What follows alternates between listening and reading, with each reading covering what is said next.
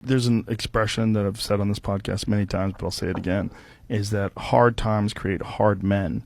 Hard men create soft times. Soft times create soft men. Soft men create hard times.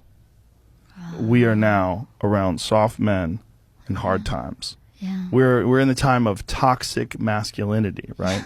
Where you could be toxically male. Yeah.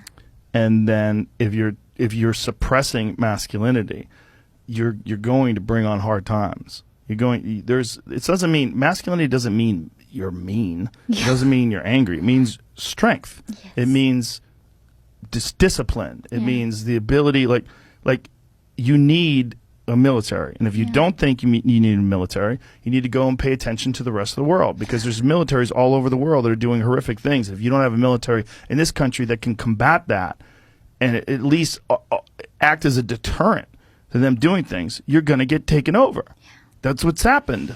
I mean, look what's happening to Hong Kong, right? I mean, this is a city that essentially doesn't have a military, and they were a British colony for a long time, and they gave it back over to China, and they were kind of acting like they were independent until recently. Yeah. And during the pandemic, they ramped it up, and it's gotten even worse. Yeah.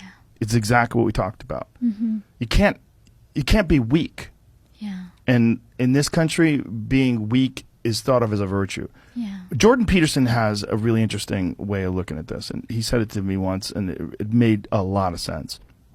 He said, people think that you should be weak and you should be docile, and then you should be a pacifist. He goes, no, you should be a monster. He said you should be a monster, you should be ruthlessly ambitious, and then learn how to control it. And it's that old expression, it's better to be a warrior in a garden than a gardener in a war. Wow. It's an old expression, but it makes sense, because it doesn't mean that you can't be kind if you're strong, but it does mean you can't be strong if you're weak. Yeah. If you're weak, you're fucked. And there's a lot of weak people in this country right now that are trying to take control.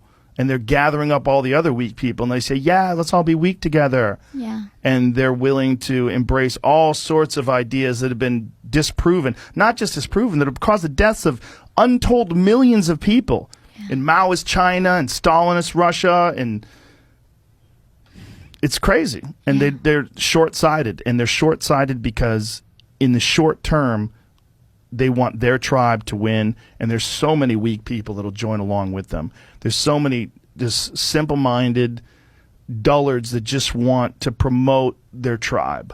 Yeah. I mean, they encourage you to be triggered. Yeah. They encourage you to be weak, right? When you go, then they try not to expose you to any reality.